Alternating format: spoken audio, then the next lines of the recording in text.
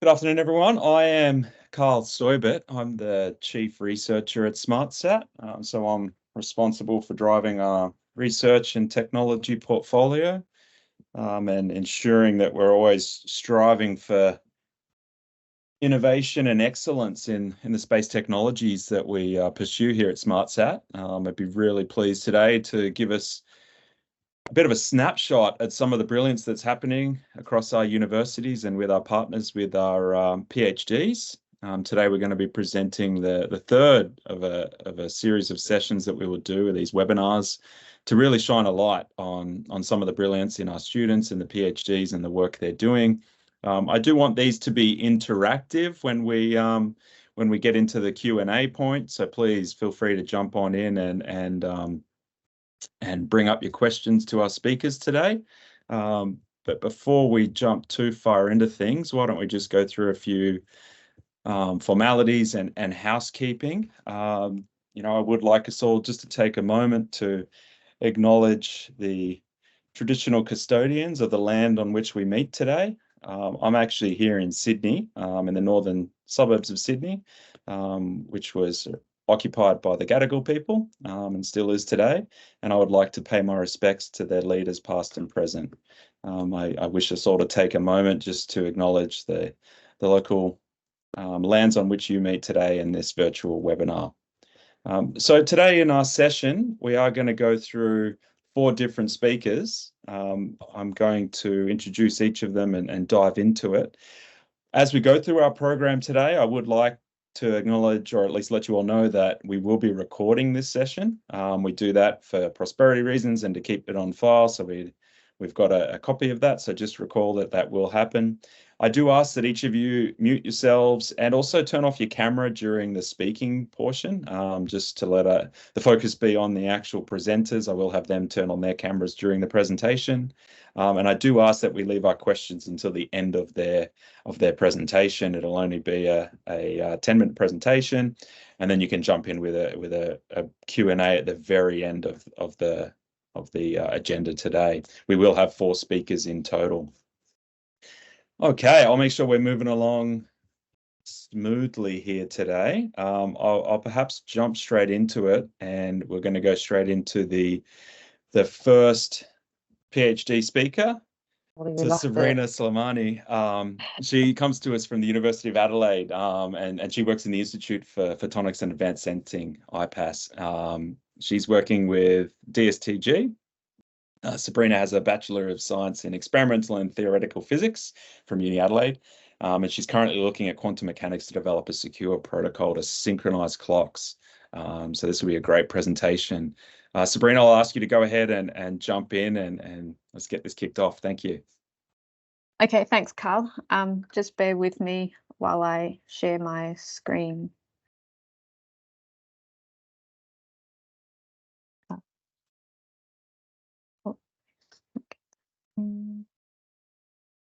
We can see that, Sabrina. Thank you.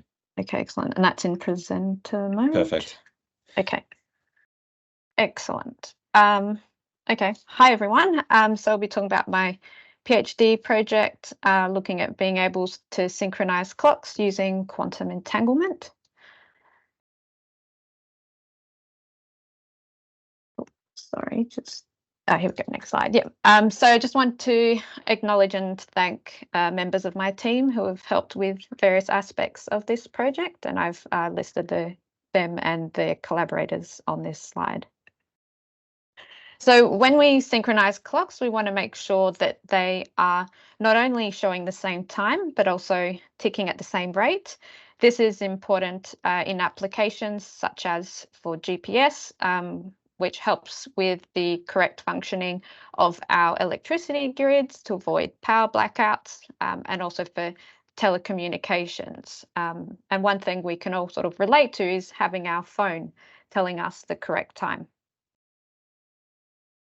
So one downside with GPS is that there is a possibility for it to be spoofed, where someone is sending false time and information to our GPS receiver. But usually our GPS receiver will connect to 4 GPS satellites. This helps us have positioning information, and also the GPS receiver synchronizes its clock to the atomic clock on one of those satellites. So as I mentioned, the timing signals sent by those satellites can be spoofed. So someone can send us false time and position information to our GPS receiver. And this was actually done by researchers from Microsoft in conjunction with researchers from China, using a device such as the one I've shown on the right-hand side, which can be purchased for about $200 US. And this device was actually used by those researchers to tamper with the navigation system of a motor vehicle and hence reroute that motor vehicle. But this isn't the only example of where GPS has been spoofed. GPS has also been, spoofing has also occurred for other motor vehicles outside of that sort of deliberate research and attempt, but also for ships and air traffic. So how are we going to make time transfer more secure is one of the goals of my project. So as part of my PhD project, wanting to perform time transfer over a free space link and looking at the effects of loss, noise, and turbulence. What I discussed today will look at mainly loss and noise. Turbulence will be sort of some future work coming up. As part of this going forward, I want to be able to verify the security of the link. And so I'll go through today how we can do that using quantum entanglement and something known as a Bell state measurement to help verify the security of our link. And finally, the main goal of my project, sort of put those concepts together and be able to develop a time transfer system that allows us to securely synchronize two clocks, such as, for example, over a ground to satellite link. So the way I'm developing this ability to synchronize these two clocks securely is by using pairs of photons that are correlated in time. These photons are generated by a process known as spontaneous parametric down conversion, where shown in the top image here, we have laser photons traveling through a nonlinear crystal. And in a probabilistic process where about 1 in a million laser photons are down converted to form time-correlated pairs of signal time-correlated pairs of photons that we note as signal and idler. The graph I show on the right-hand side sort of shows this linear relationship in the production of our signal and idler photon pairs, and this is an indication that they are correlated in time. And the width that's shown on that plot illustrates to us that these signal and idler photons are generated within femtoseconds of each other. And it's this sort of timing property that we can use to perform time transfer with these photons. To make our link more secure, what we want to do is actually use polarization entangled photons. So one thing I didn't mention about the spontaneous parametric down conversion is that the signal and idler photons for this system that we're using have opposite polarizations. And in the setup I show below for the generation of our polarization entangled photons, what we actually have is the pump photons from our laser traveling in opposite directions through our nonlinear crystal, which is the part of that diagram labeled PPKTP. So as I mentioned earlier, only 1 in a million laser photons actually down convert through the crystal. So there are laser photons that would be able to travel and be reflected by mirror within this setup so that we're getting laser photons in both directions. A consequence of this is that we then have our signal and idler photon pairs generated in opposing directions in this setup. And it is then not possible to establish from which path our signal or idler photon pairs were generated. And this is what leads to the photons being entangled in their polarization.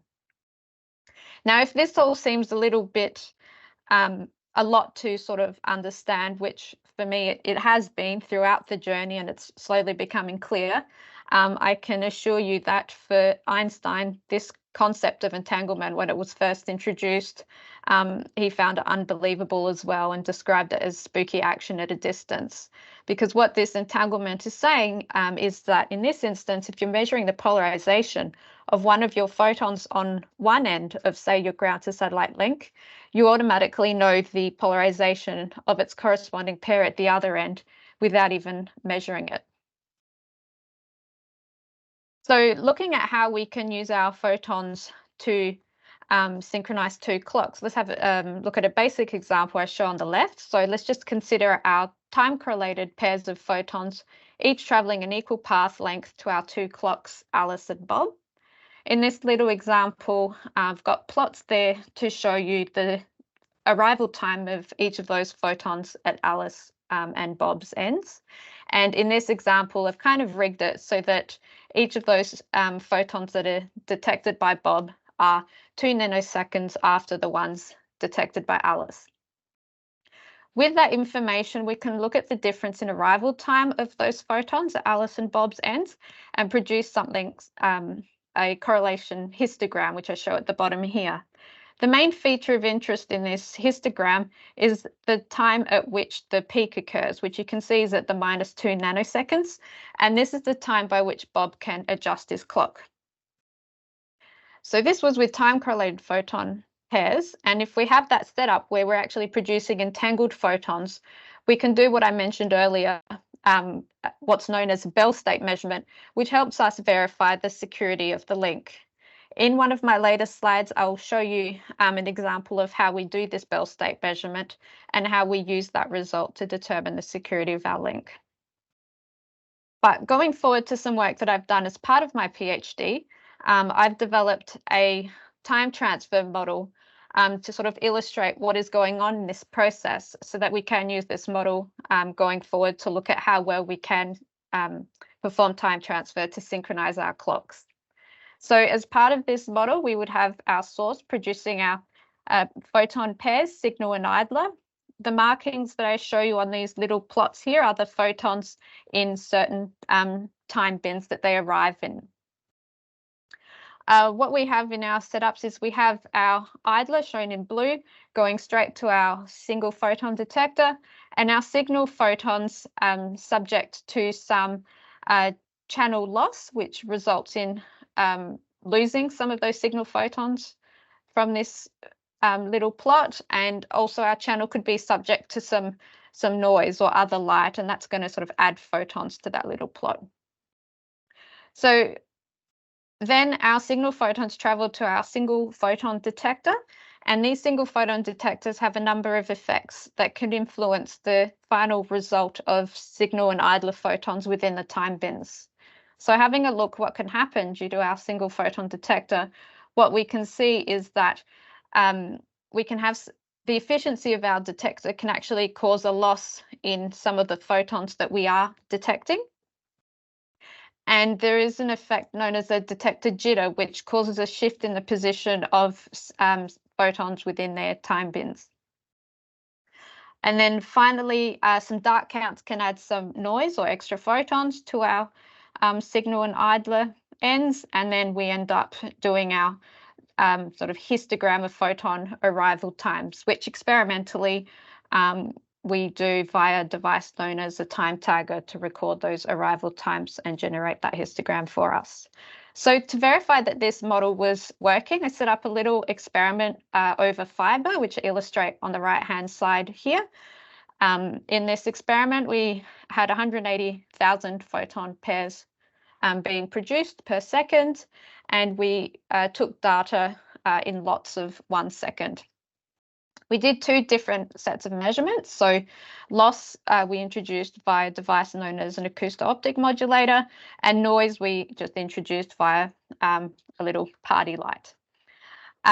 We had our time tagger to measure our difference in arrival time, and an example of what the data might look like is illustrated here on the right-hand side, where the data is shown in blue, and there's a red line fitted to this data in the form of a Gaussian function.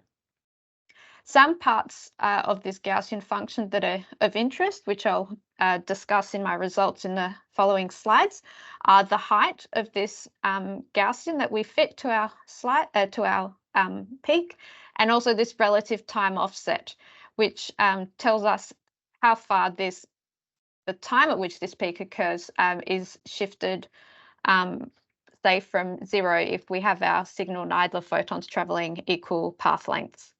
Another sort of parameter of interest is our signal to noise ratio, which I've sort of described in green at the top of the slide there. And that's sort of just a ratio of the peak height against our noise level of this peak. And it's a measure of how well we can detect our correlation peak. So looking how well the model predicts time transfer, we look at how well it can match our results. So we actually did 2 different sets of measurements with different detectors. So first set looking at high efficiency and high jitter detectors, which are shown in blue there. And the second set looking at a lower efficiency, lower jitter detector, which I show in red. The results of the model are paler shades of those 2 colors, with the axis on the right-hand side sort of color coordinated to be that of the detector results shown in blue.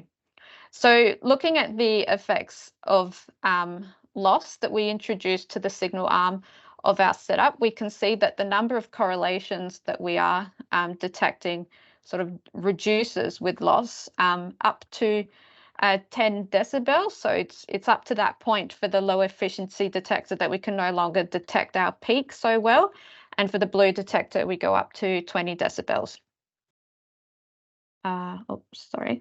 On the right-hand side there, on that plot, we're looking at the relative time offset, so the shift in position of our correlation peak, which we're expecting our results to be 0 because we had an equal path length for our signal and idler photons.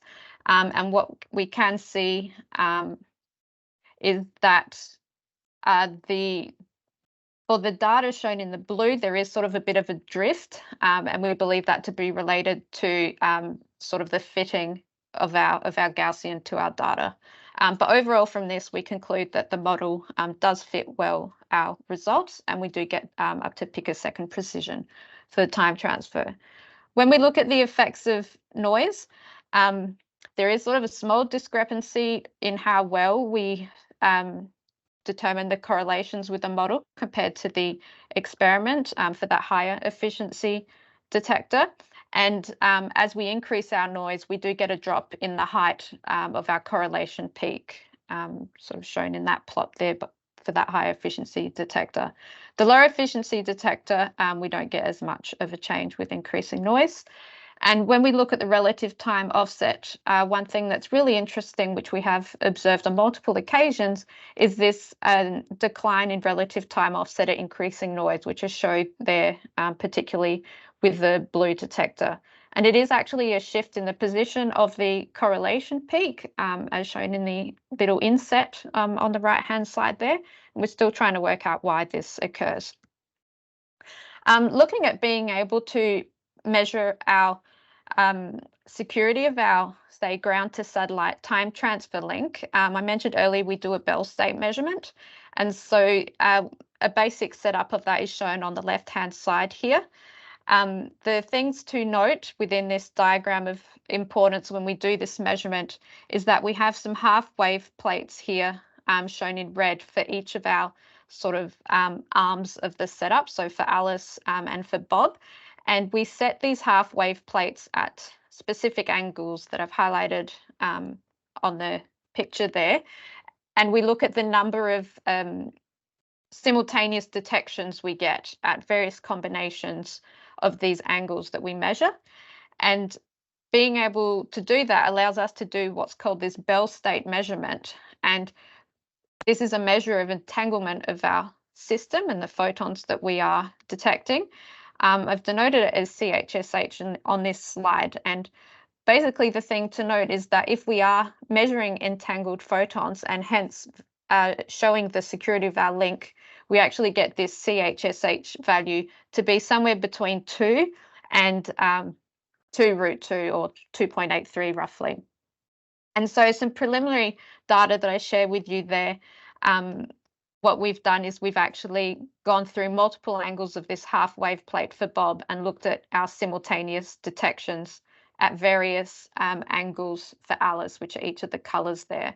And we've used sort of some of those combinations of detections to measure our CHS value and hence show that we do have entanglement because we got that to be 2.59, which is within that bounds that I've highlighted on the slide. So being able to do time transfer over ground to satellite link, we want to be able to achieve this over a free space. And so we've done this over 100 meters, just using time-correlated photons using the setup illustrated on the screen, where we have a transmit ring here, which is a series of optics that helps us propagate our signal photons down the length of a 50-meter dark tunnel, and then some mirrors to help reflect it back and then focus back down to our time tagger. With this setup, we once again looked at the effects of loss via adding some neutral density filters to help reduce the number of signal photons returning. And we also looked at the effects of noise. The results I show you here for those free space is in terms of signal to noise ratio, which I described as being a measure of how well we can detect our peak. And what we have found is that the counts of our background photons, which are millions of photon seconds per year, were actually 235 times higher than our count of signal photons for a signal to noise ratio of 5. When we look at just the effects of loss, we've found that our signal to noise ratio goes to about 37, or signal to noise ratio 6 occurs at a loss of about 37 decibels, which is quite good for a ground to satellite link, because, for example, if we had a low Earth orbit satellite, it's been shown that's about 25 decibels of loss. So with that free space setup as well, we also managed to maintain 100 picoseconds precision, and that's sort of given by our relative time offset shown on the right-hand side there, not fluctuating beyond the 100 picoseconds. So overall, today I've shared with you a model that I've developed and verified the use of that model with an experimental setup over fiber. I've just shown you as well how we've been able to achieve free space time transfer over 100 meters with picosecond precision. And I've also shown you some preliminary results of a Bell state measurement so that we can verify the security of our time transfer link.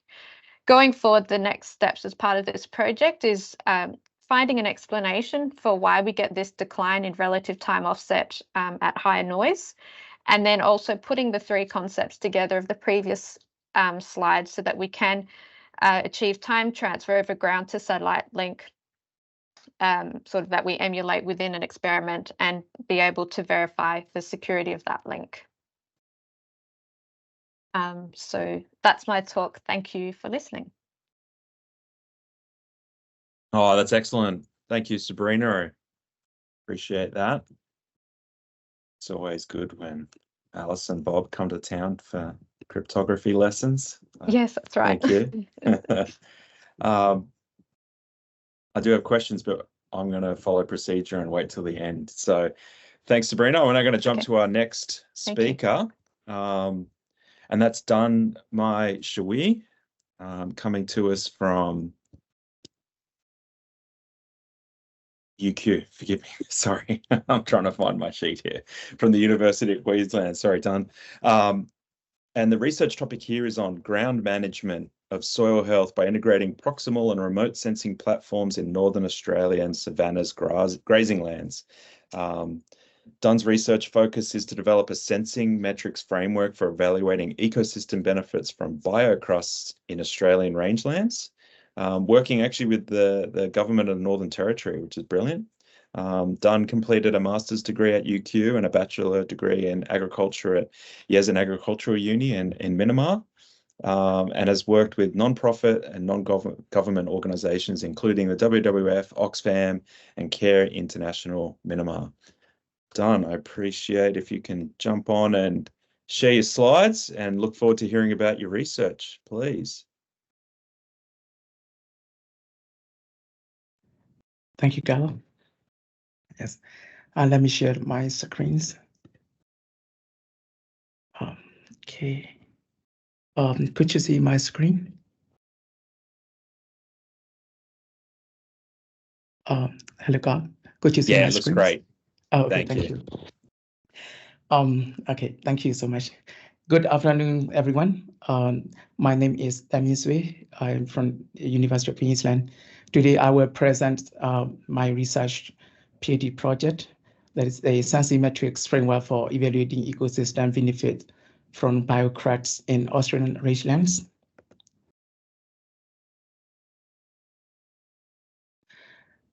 The research goal is to greater understanding of biocracks, habitat, and function by unraveling the connection between the on-ground management practice, including the fire and grazing, and also the sensing metrics.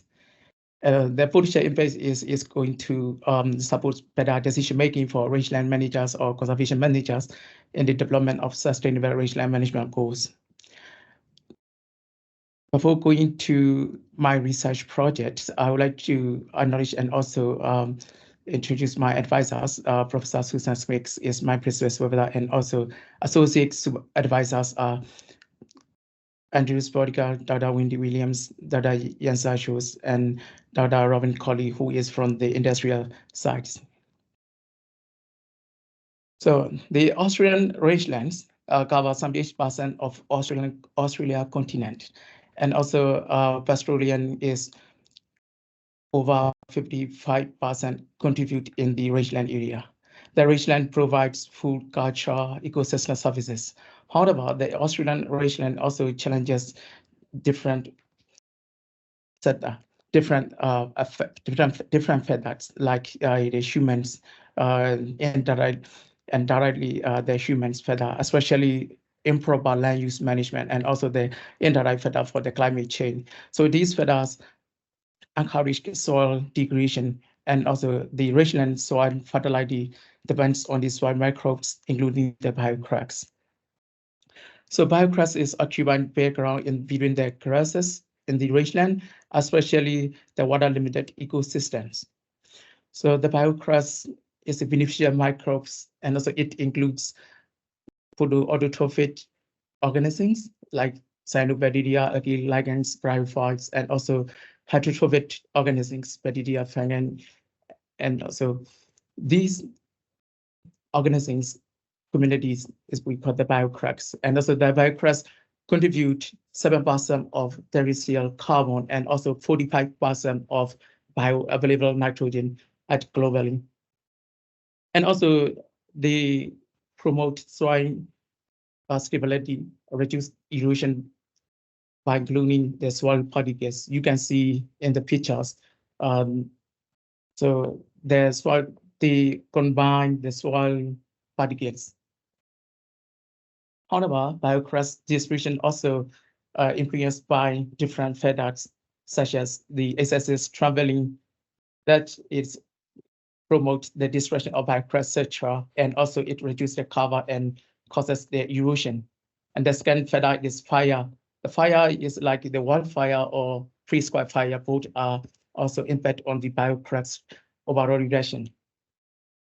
And also the third is the climate impact.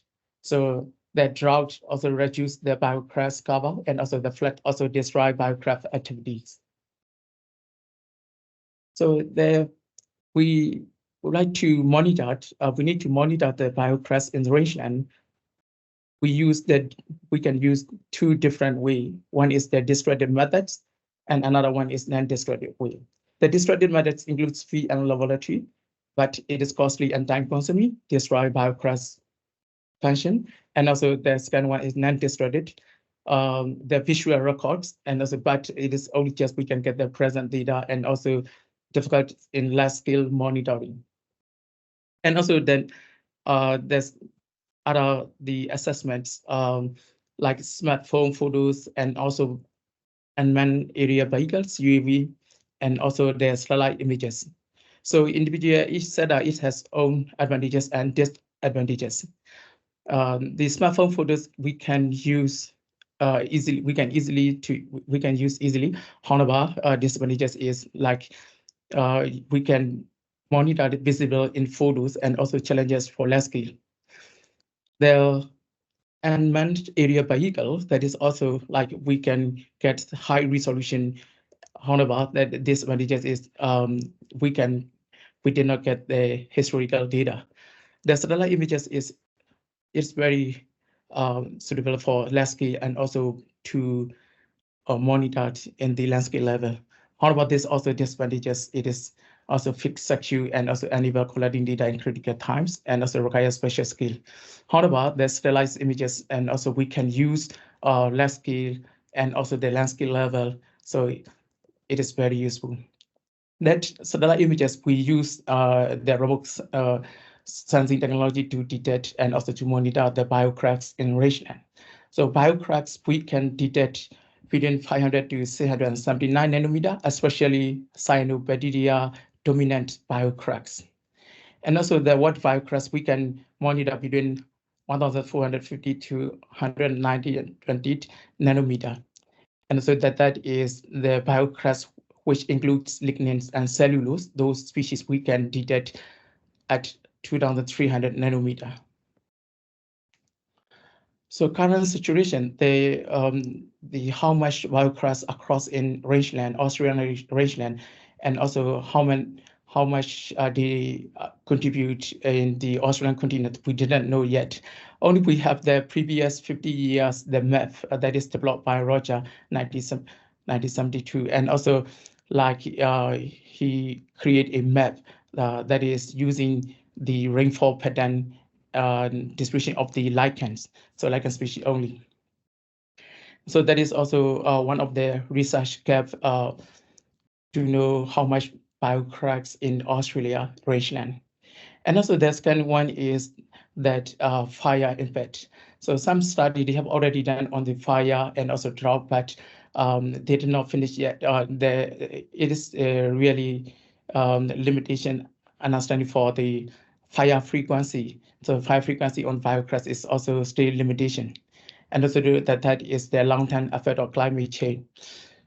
So that is also some study they have already mentioned that long-term the impact of the climate change previous 25 years, but it's also still limitation, understanding its limitation. So that is why my research is to utilize digital technology to measure and validate, predict, and deploy deep right metrics and reveal the relationship between on-ground management practice and sensing metrics. So in my research project, there are three main research questions. One is can the spectral response of biocracks, baseline and vegetation be distinguished to enable affected monitoring of the rangeland? And then the second one is how much do biocracks contribute to the integrity of Australian rangelands one? And also can habitat suitability model predict biocracks cover? That last question is, what are the management strategy to encourage biocracks growth and regeneration in the Australian rangeland? Today presentation, I will present only the research question one, part of the research question one.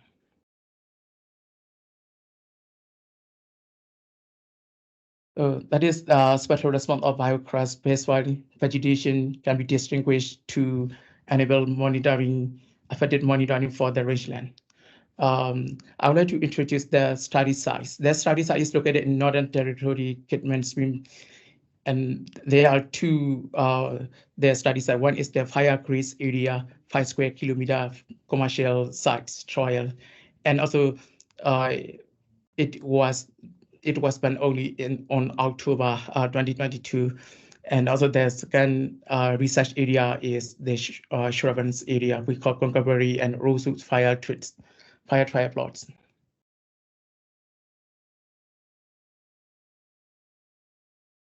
The Concovery fires and also Rosewood fire, we have three different fire seasons. Every 2 years, every 4 years, every 6 years, we ban the plots. And also there are two different fire seasons. One is early dry seasons fire, we call cool fire, and also late dry seasons fire, we call hot fire.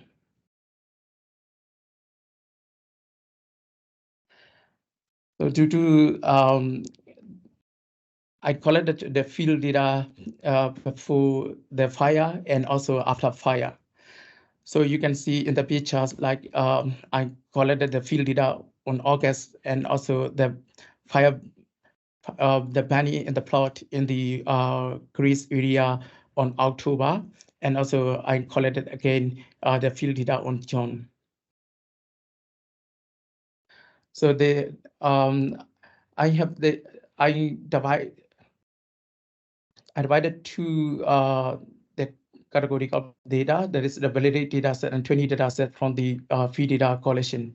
And also I downloaded the planet images, and also I create the 20 polygons and extract spectral value, calculate index, and also classify land cover classes.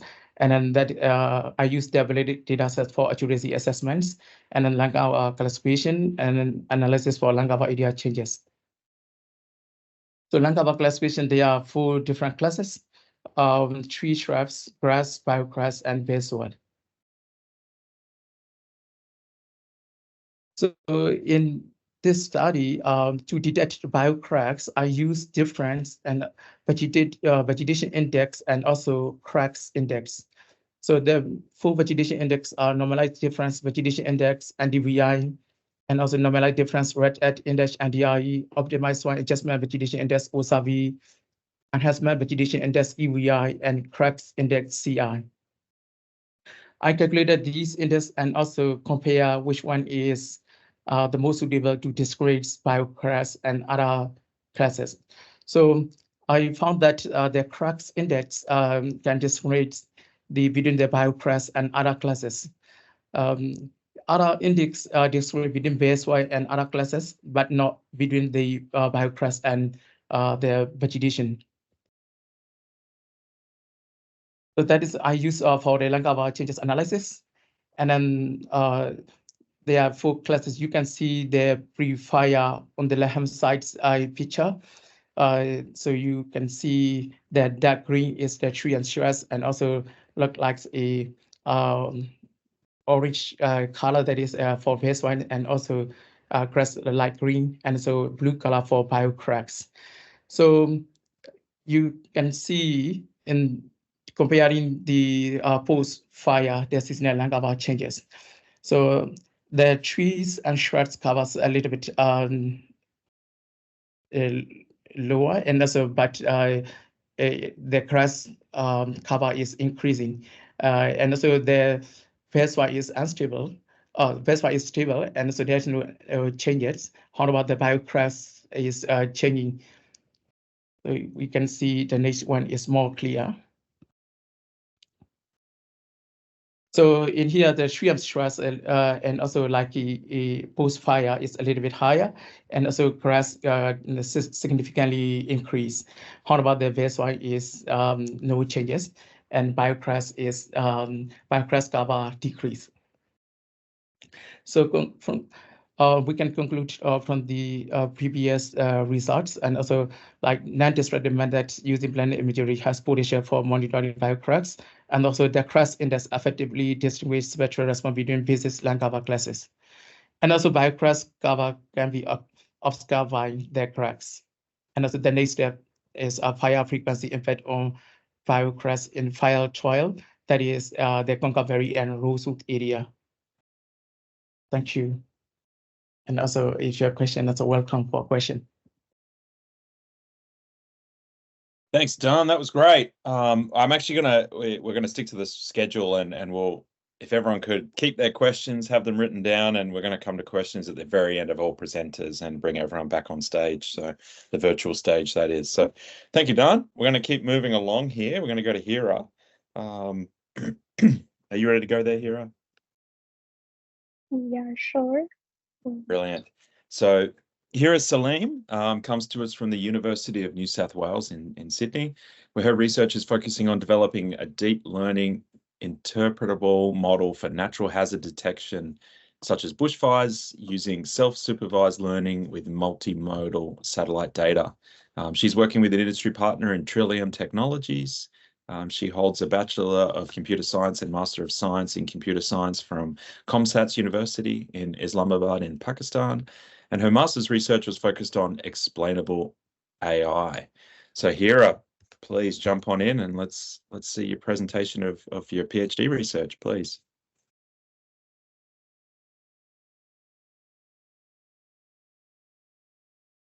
Can you see my screen? Yes, we can. Okay. We do have your Mac icons, but proceed. As long as you can go through your slides, it looks great.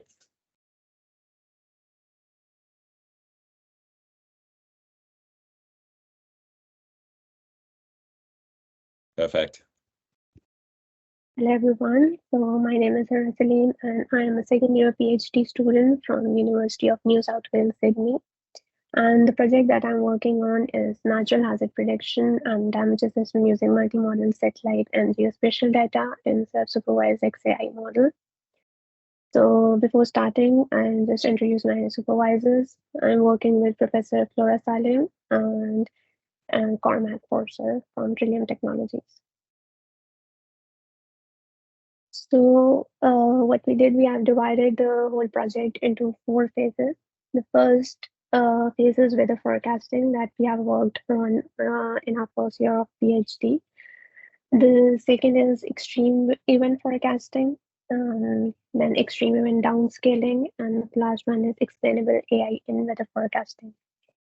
So the first phase is weather forecasting, which is just in which we just predict the future weather variables such as temperature and geopotential at future time steps, whether it would be a next hour or next 6 hours or next week, what would be the weather at that time. Then extreme event forecasting is basically predicting the severe events that occur due to the meteorological events and such as heat waves, cold waves, severe rainfall, and the bushfires, etc. The third phase is extreme event downscaling. So most of the outputs from weather forecast we get are low resolution, but to pinpoint the extreme events, we need to have some high resolution output of the data. So we perform the event downscaling to refine the coarse resolution global climate model outputs to produce high resolution projections of future climate conditions. Then last part is to include explainable AI in weather forecasting. So while deep learning models and numerical weather prediction models are performing very well, the climate science researchers have the first question they ask is how the model is predicting what it is predicting. And to answer these questions, we need explainable models, weather forecasting models. So in this presentation, I'll just be covering the first part of the project, which is weather forecasting. The overall research objectives that we want to achieve from this project are, the first question that we want to answer is how to model the continuous nature of weather data from the observations recorded at discrete time steps for efficient weather forecasting. So we do know that the weather data we have, whether it be satellite images or reanalysis data set, it is we have got it in discrete time steps, that the temperature at 5 o'clock and then temperature at 5:30, but we don't have the continuous weather data. Then the search question number 2 we want to answer is how to capture weather patterns causing extreme events such as heat waves at finer resolutions. And research question 3 I want to answer in this project is how to generate explainable predictions from climate and weather models for better decision making in disaster management. So project phase 1 is the weather forecasting. So the research gap we faced in weather forecasting is that currently operational weather forecasting models are based on numerical weather prediction models. And numerical weather prediction models are basically are based on solving different differential equations, which can be computationally expensive. You require lots and lots of GPUs and supercomputers to actually solve those problems. And then you have to wait for months or maybe a year to get the results out of it. So in order to operate it, you also require high domain knowledge. The deep learning models that are currently available, they have high data dependence. And just like I said, that the data that we have available for weather forecasting is at discrete time steps. So what happens if we get incomplete data sets or inconsistent data sets? We are missing weather values. So what deep learning models are not going to learn from that data. So the problem we targeted is that since the weather changes continuously over time, it is also important to capture the continuous change within the provided fixed time data. So the idea is to learn the continuous latent representation of the weather data using differential equation solvers. So the data that we use for this part of the weather forecasting is the ERF5 weather dataset. That is a reanalysis dataset of early intervals that provides data over several parameters such as land, ocean, and atmosphere. And the data is although given at different resolutions of 5.625 degrees, 1.40625, and 0.25. But due to computational complexities, we just stuck to the resolution of 5.625 degree resolution data to train our model. So now what is reanalysis dataset? The reanalysis dataset is basically a combination of the prediction output from climate models plus the satellite data that we get. So to remove inconsistencies from both these data, we get the output. What we get the output is the reanalysis dataset. So methodology that we use to solve this problem, that how are we going to learn the continuous nature of the weather data from discrete time step data, is what we did is we embedded neural ordinary differential equations into the vision transformer model. So since I am in the process of submitting the paper, I cannot show the model right here, but I'm just going to explain what neural ordinary differential equations do. And we can see in the second graph of this figure that what deep learning or data-driven methods can do is they get the data at discrete time steps, and they're just going to predict what is going to happen at the next time step. Using the neural ordinary differential equation, we get a continuous depth neural network that is going to learn the interpolating changes of the, it is also going to learn the interpolating changes between the weather data and extrapolating changes of the weather data that we don't have. Some of the results that we achieved, I can show you here. It's we compared our RMSE with different state-of-the-art state-of-the-art models, which is Climax, Integrated Forecast Net, and Forecast System and Forecast Net. So we have the first graph for geopotential, and we can see that ForecastNet is a deep learning, state-of-the-art deep learning network for weather forecasting, and our model is conformer, and it really outperforms the ForecastNet and Climax. And at the longer lead times, we can see at the horizontal axis that its performance is comparable to the integrated forecast system, which is a numerical weather prediction model. So we have generated results for geopotential, temperature at 2 meters, temperature at 850, and U component of the wind and V component of the wind.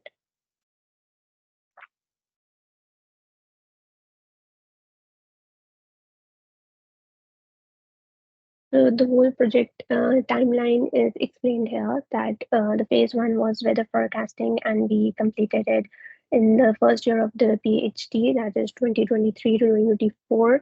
Now we are going to start focusing on extreme event forecasting, which is natural hazard prediction, which can be, we are going to narrow down whether it's just going to be heat wave forecasting or another natural hazard. And we are going to be focusing on it in this second year. And then the phase 2B is downscaling that extreme event, so we can pinpoint the exact locations that it's going to occur. And the third phase, it's going to be in the last year of the PhD, which is to include explainable AI in these models. So the overall summary of the project is going to be the development of global and regional weather forecasting system using continuous modeling and spatiotemporal weather data, the prediction of extreme weather events and their downscaling at finer resolutions, explainable weather modeling, which results in better disaster mitigation planning. Thank you.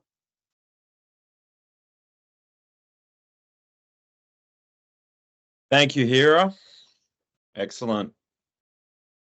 I'm going to go ahead now and we're going to try and transition back to Francis. Are you with us there, Francis? Yes, I am. Excellent. All right, let's jump into it then. So our final speaker will come back here to Francis Kagai from Swinburne University, researching the emergency buddy system for reliable, low-cost comms during disasters in remote locations, working with the industry partner Rice Satcom. Francis previously worked as a network and software engineer and has both a Master of Science in Computer Science and an MBA from the University of Sunderland. Okay, Francis, let's jump into it. Thank you. Okay, you can see the presentation now? Yes, we can. That's great. Thank you. Okay, thank you. Okay, my project is the Emergency Buddy System, SmartSat project number P3.32s. But before I get to there, my name is Francis Kagai, as I have been introduced, from Swinburne University of Technology. My supervisors, I have 3 supervisors from the university, both from Swinburne University of Technology, and an industry supervisor, Dr. Mark Rice from Safety from Space. So, the main aim of this project is to integrate a new waveform into an easily deployable satellite user terminal that is adapted for emergency communications. To achieve this, we came up with 3 objectives. The first one is to investigate whether we can transmit voice over the waveform. The next one is to explore low-cost, low-power satellite terminal for emergency communications. And the third one is to investigate and integrate mobile and satellite network for emergency communication. The potential impact is enabling connectivity to thousands of people in connected or disaster-stricken regions. So in this presentation, I'm going to look at the goals and I think I've already looked at that, goals and objectives of this presentation and of the project, sorry. Then I will look at the important considerations and emerging trends that has inspired us to design the emergency buddy system the way we have designed it. Then the key outcomes and insights that we have achieved so far, and the work that we anticipate to do in the future. So to be able to come up with the emergency buddy system, we looked at a number of factors that we need to look at while we are looking at various components of this system. First, it has to be functional, it has to be usable, then it has to be easily deployable, it has to be also portable. That means if there's an emergency, people can move with it to safer zones. And the most important part, it has to be affordable, because if it's not affordable, nobody is going to have it. So we looked at 3 major emerging trends in this area, but there are so many others, but these are the ones that drive the approach that we have used in this project. So the first one is the nature of frequencies that we're going to be using for that is communication frequencies that we are going to be using for this system are going to be to overlap each other. So we need an agile architecture that can change to different frequencies based on different use cases. And for this, we are going to use software-defined radio. Then we are looking at reducing the cost of the system by adapting the cloud computing model, which is infrastructure as a code, as a service. By this is instead of people having we remove the expensive equipment from the end user, and we put it somewhere where they can connect to, like a community gateway where people can connect their devices to. And this is going to significantly reduce the cost of the emergency body system.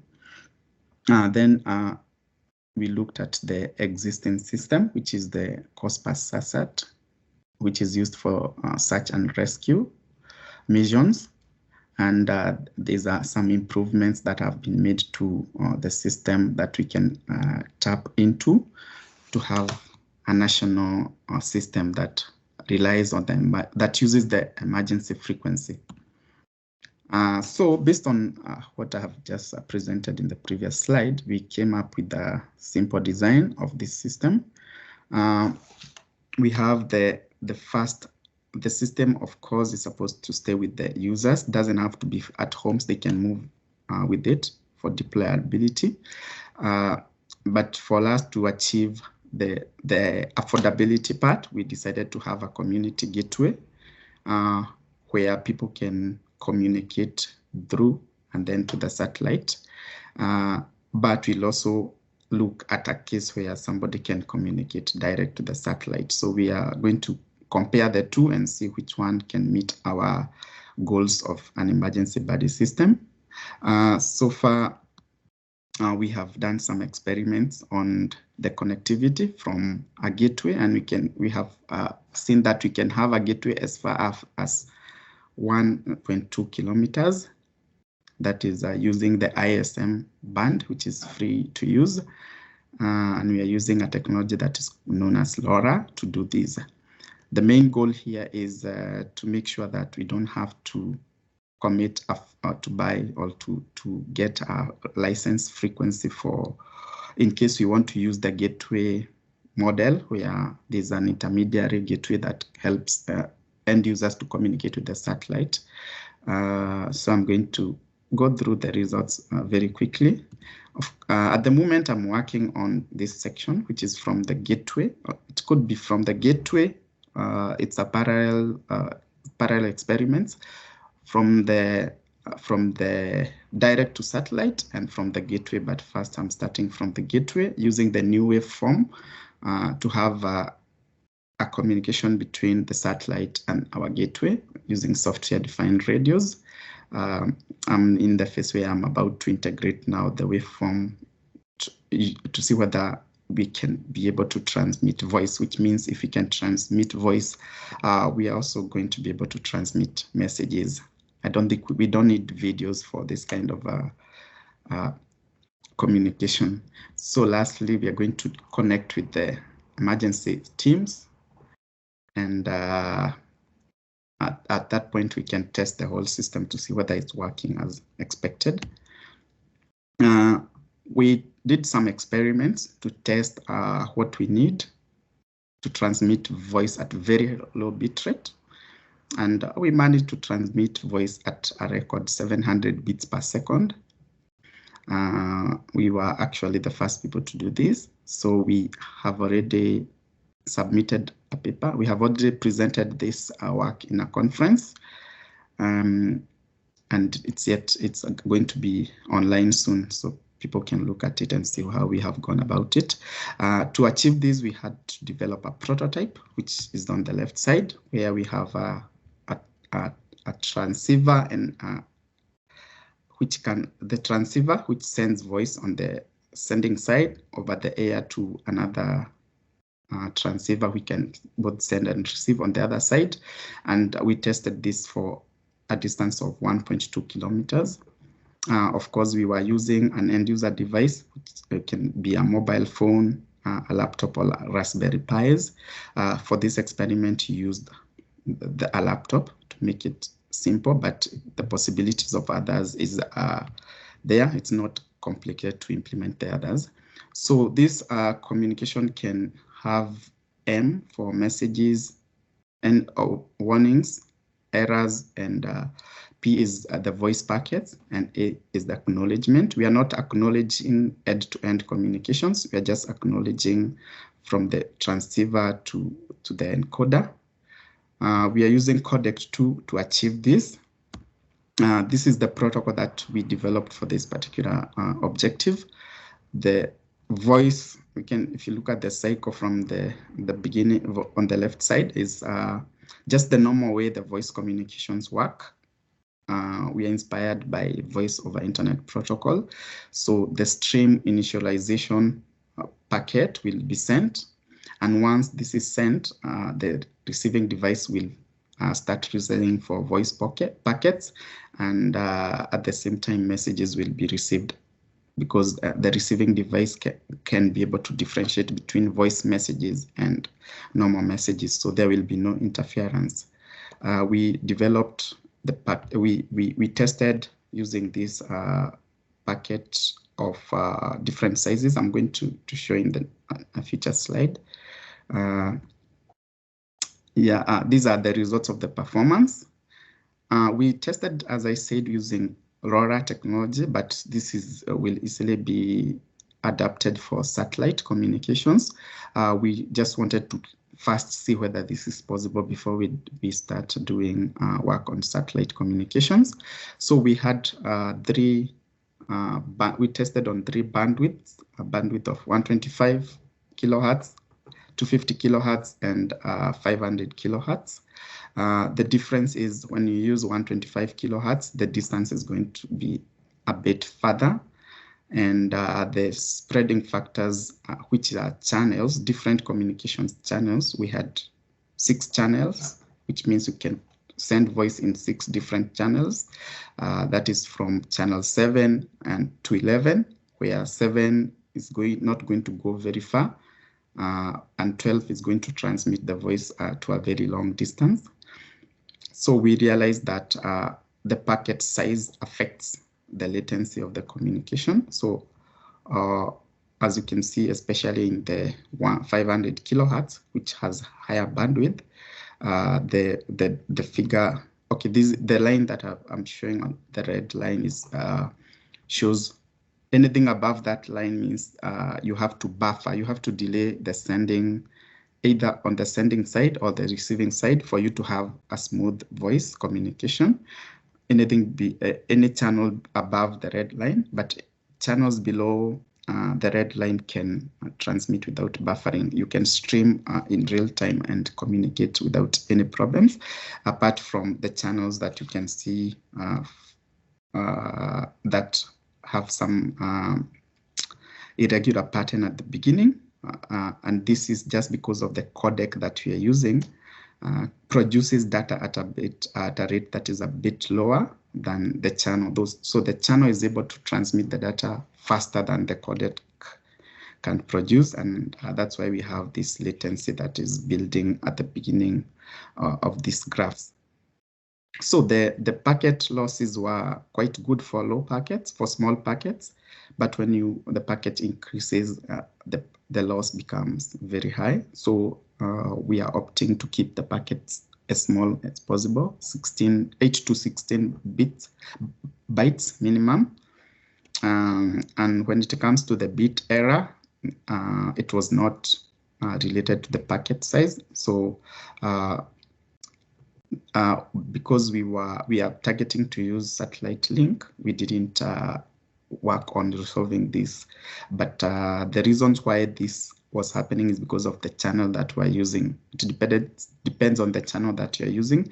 So at some point you could lose some data or have it corrupted. But we just noted that this is not something that was going to be of concern, because we were able to have almost one minute communication without getting the bit errors, and sometimes without any lost packets. So we had like continuous smooth communication for like 1 minute, which in case of an emergency in this kind of a link, that's not what we are targeting. We are targeting very basic communications. So future work, we have done the first part, which is the gateway, the end user devices to the gateway, but we are going to also test from the end user to satellite using the new waveform. So this is the work that is ongoing and what is going to take the next few months before we can get the project running. Then we're also going to look at a way where we can link this with the emergency teams so that the communication is continuous. And lastly, we develop the interfaces that the users can use to access this communication system in an easy to use way. So I've looked at the goals, and which is to integrate a waveform with end user terminals and to test voice and messaging capabilities for the system. This is guided by important factors such as deployability, functionality, affordability, mobility, and usability, and emerging threats such as frequency, agile architectures, infrastructure as a service, and next generation emergency communication systems. Then this helps us in designing an initial concept of the emergency buddy system that we can work on and improve on in the future. We had some results on voice over low bit rate links at 700 bits per second. And the future work involves now integrating this waveform and adapting it for the frequencies that you're going to be using for emergency communications, as well as designing the user interfaces. That's what I had for today. Thank you.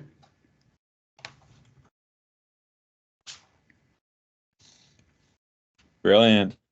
Thanks, Francis. I appreciate that. That is great. What I'm going to do now is I'm going to ask all of us, we can turn our cameras on and we'll go ahead and jump into some Q&A. I'm going to go ahead and share my screen just so we can recall who presented what. And we will jump straight into it. So if you have a question, please raise your hand or jump straight onto the chat. Oh, there's Francis. Thank you. I forgot to put on when I was presenting, sorry.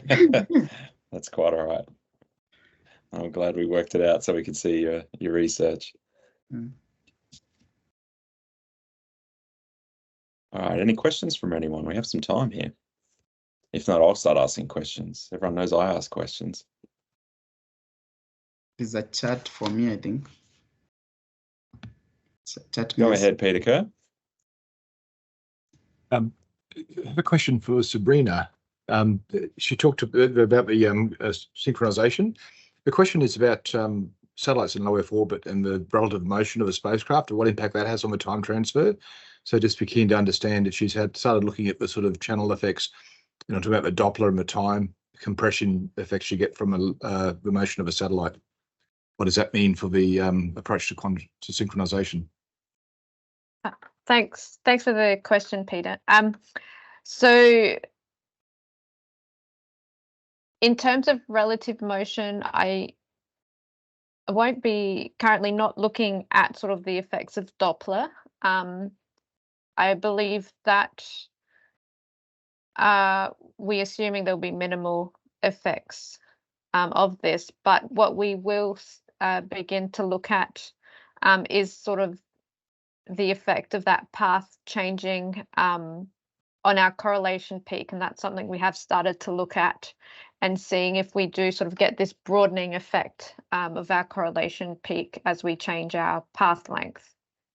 That's sort of some very early work that we're currently doing and looking at the effects of different detectors in terms of their detected jitter and the effect that might have on the broadening of that peak.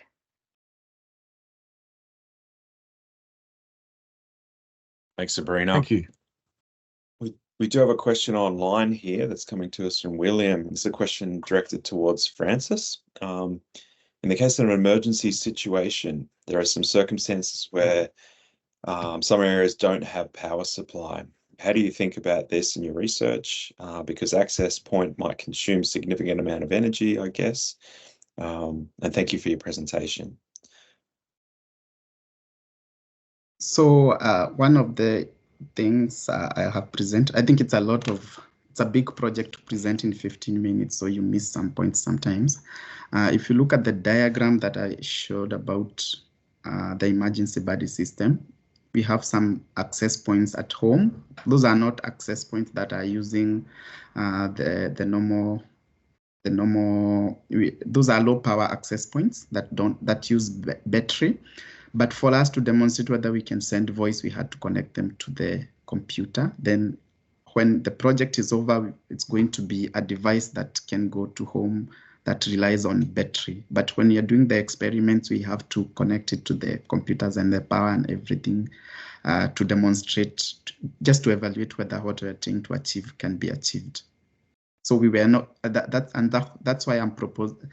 We are looking at also the possibility of a gateway, so that the technologies that consume a lot of power can be transferred to the gateway, and users are left with just the portable device that can help them. And this gateway can be deployed during emergency. It doesn't have to be there all the time.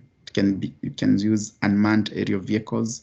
It could be put somewhere up 1 kilometer from where we have concentration of homes, and then the people can communicate to that anytime. Yeah, and I think if I may here, Francis, just because I do know a little bit about this tech and the underlying tech that your research is building on is the safety from space technology, and that's really focused in on low power and secure and resilient waveforms, and they demonstrated, and that's actually where this technology began. The problem they were trying to address was how do we actually reduce the power of emergency beacons into the future. And you mentioned the COSPAR SmartSat network of medium Earth orbit spacecraft that actually receive those EPIRB signals. And those right now, if you go out and buy a $300 EPIRB, that uses roughly 5 watts to transmit that signal to satellite. And what Safety from Space demonstrated with the SmartSat project is you can actually do roughly 1/10 of that power usage to get an equivalent, or actually a more advanced two-way messaging system using this waveform. So we're cutting that down to less than half a watt. Now you can be looking at, actually reasonable lifetime from battery power. So that's what we're leveraging here and trying to apply here. So that's the application. So sorry, Francis, to jump in there, but it's a good piece of tech that SmartSat's been very much supporting. To explain alone, because it buys a lot of components from different areas. It does. We've actually got a follow-on project to that one, which is how do we now apply that at the moon, and how we can use that for astronaut search and rescue. So you could have this beacon on the back of an astronaut, and provided you had a network or someone to listen to it, you could actually use that for direct two-way messaging to the astronaut, or to assets, to their vehicles, to things that are deployed on the lunar surface, and actually do not just two-way messaging, but also do the geolocation as well. So there's very much a good future in this sort of piece of tech that we're supporting and pushing through SmartSat. So thanks, Francis. Good question.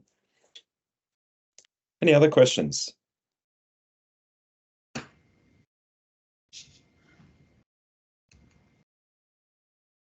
I have a question, if I may, for Than.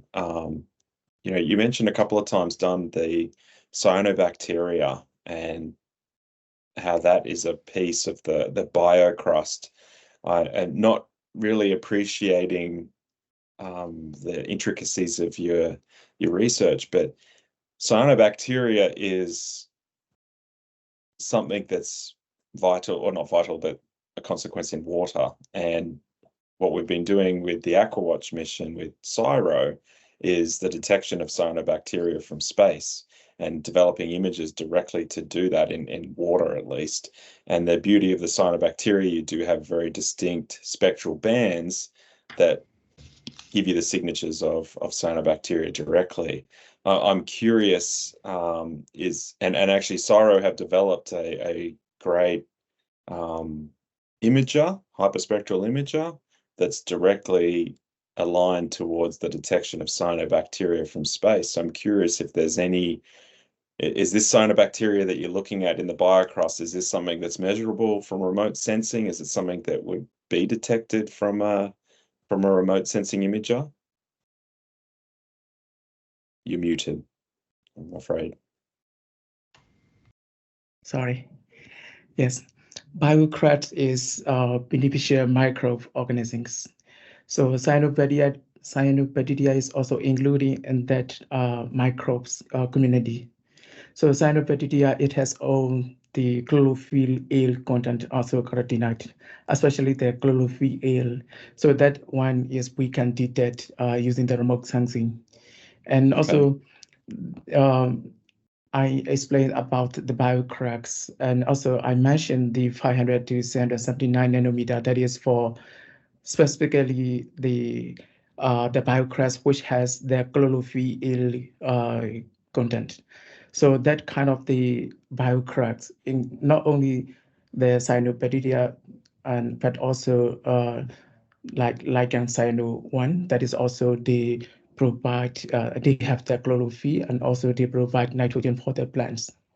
So that is why we can detect the remote sensing one. And also the hyperspectral one, yes, that we have already also tested hyperspectral data. And also now I'm trying to discrete trying to detect biocracks discretion with the land cover classes.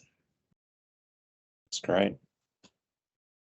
Because I think that's an important piece too. That'll give you the scale, right? When you can now do this remote sensing, and you can try to cover those enormous land areas that you identified as being critical. Yes. The only way to do that is remotely, right? Like ideally from space, if we can do it. Yes. Yeah, it's a great idea. Yeah. Thank you. Any other questions?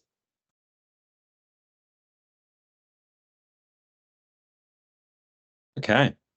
There's no further questions. I will let us all get back into work afternoons. This has been great. I appreciate having all of our PhD students having a spotlight, having the stage, at least in the virtual sense, give us a snapshot of where research is going and how it's going. It's really great to see that. So I appreciate you putting the time in and the effort in to present that to SmartSat and our partners. It's great to have everyone here on board as well and listening, a good show of people here to hear this research and the brilliant work you're doing. So thank you very much, everyone. I appreciate your attendance, and if there's no further questions, I am happy for us to get back to work. Thanks, everyone.